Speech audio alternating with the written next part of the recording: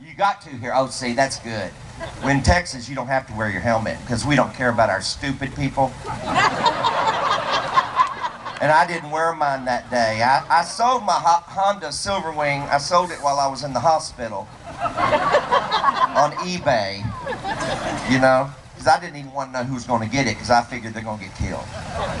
My mama always said the drivers don't see you, and I didn't think she was right until the driver didn't see me. I was driving down Shepherd Drive. Shelly Kennedy, a friend of mine who I've known since high school, called me and asked me to meet her at the burrito shop. And I love Mexican food. That's my favorite kind of food. And I said, yeah, I'll do that. And I thought, I'll ride my Honda Silverwing. You know, I hadn't ridden it. And it's automatic. Because really, you shouldn't drive a motorcycle if you have ADD until you first learn to drive a wheelchair, because you're going to need it. And I thought, well, I'm not going to wear my helmet today. You know, why should I, have to wear a helmet? It's hard to find a helmet big enough for my head anyway. I have to special order it. I was born with a head this big, I'm telling you. That's why my mother's still bitter. I used to come home from school and say, Mama, everybody's making fun of my big head. She'd go, oh, Mark, it's okay. Here, let me dry your eyes.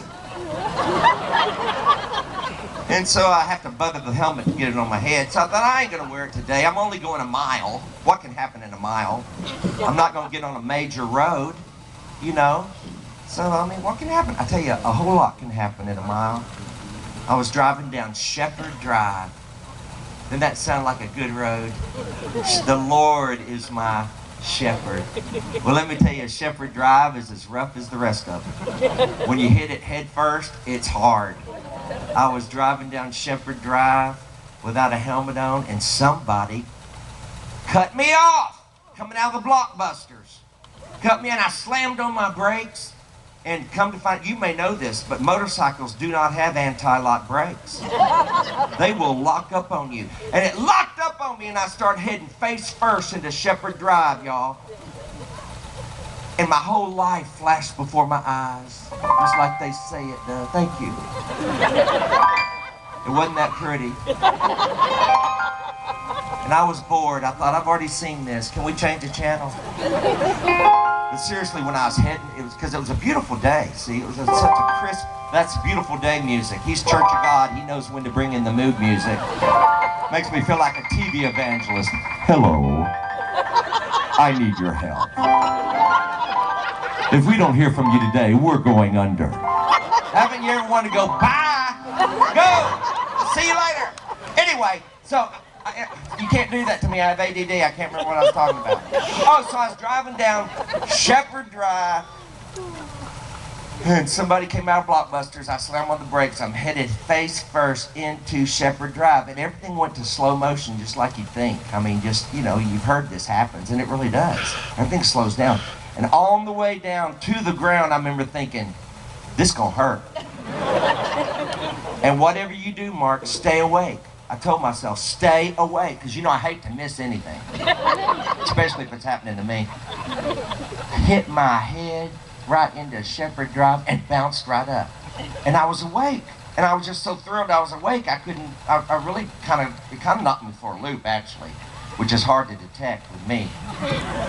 And I was bleeding in the head where I hit it, and I was sliding across the road, and the motorcycle was sliding ahead of me. And cars were dodging me, and I was going, thank you. And I finally stop in the road. I'm stopped in the road, and I'm looking around and checking my injuries, and I'd gone deaf. For about 5 minutes, I went deaf because I hit my head. My head, when it hit the ground, it sounded like an empty cantaloupe. And I'm sitting there kind of in a daze, and this redneck pulled up next to me in a truck, and I love rednecks. They're my people. And he looked down, and he said, do you need an ambulance? I said, I don't know. I can't hear a word you're saying. He said, woo, woo, woo. I said, yes. And then I looked down at my knee, and it was over here. And I thought, now that don't look right. I thought, you must be out of socket. I ain't going to be able to walk on you right now, am I?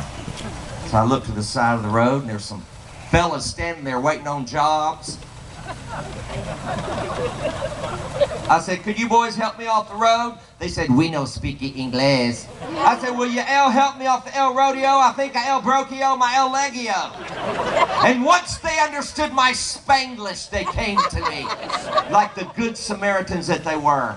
And they wrapped their arms around me, they carried me off the road, and they stayed with me till the ambulance showed up. And so I called Shelly while I was waiting on the ambulance, told her I wasn't going to make it to the burrito shop. And she came around the corner and she called Dina and she called Colleen, other of my friends, and all my friends got there before the ambulance did. Finally, the ambulance shows up, and the first thing they did, they walked over to me and they cut off my britches in front of God and everybody. In front of Dina, Shelly, Colleen, all my... Didn't even ask! Cut my britches off! You know, your mama was right.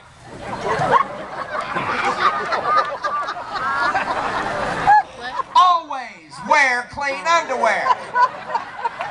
I say, who cares if they're clean? Always wear underwear. You never know when they're going to cut your britches off again. And mine were clean before I hit Shepherd. They were a little freckled after that. And they stuck me in the ambulance, and we start heading towards the hospital, and come to find out ambulances don't have shocks. No. Have you ever been in one? Yeah. They don't have shocks. I mean, and my leg was waking up with every speed bump and pothole on Shepherd Drive.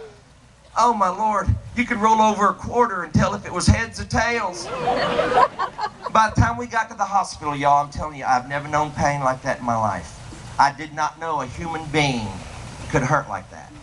It was unbelievable. And when they tried to move me from the ambulance bed to the hospital bed, was the moment in time I became so thankful that I am a Baptist. Because you Pentecostals would go to hell for what I said. I didn't even know I knew those words. They come flying out of me like old friends. And then the doctor brought me a morphine drip. I became a Pentecostal. I could hardly speak English. I went from hellish pain to heavenly gain. I'm telling you, that stuff's amazing. And then once I woke up, while I was unconscious under the morphine, you know, they took x-rays, and the doctor thought it was just out of socket too. And but it wasn't. When I woke up, the doctor said, Mark, your leg is shattered. He said, from your knee down to the middle of your shin, there are no bones left. He said, we're going to have to do surgery in the morning, and we're going to have to put cadaver bones in you. And I said, what's a cadaver bone? He said, dead people. That's right. Did you know you can do that when you die? You ought to. Everybody needs to donate what you got left. You know, I'm telling you, you need to donate your bones so people like me can use them. From here to here are people I don't even know. But I love them.